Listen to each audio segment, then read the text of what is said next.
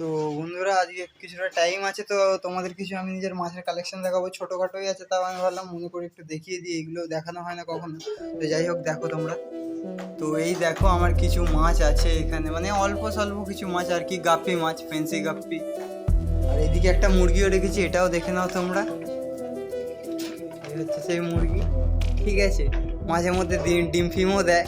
আর আরেকটা জিনিস বলতে, মানে আমার একটা মলি মাছ বাচ্চা দিয়েছে। চলো মাছগুলো দেখাই তোমাদেরকে, কিরম লাগছে বলবে মাছগুলো। তো তোমরা হয়তো দেখতে পাবে কিছু মাছ, এই দেখতে পাবে কিছু কিছু ছোট ছোট মাছ, বাচ্চা মাছ। এখানে অনেক মাছই আছে মোটামুটি। একটা আছে তোমার ফাইটার ফিমেল আছে, তো দেখাই, এই দেখো।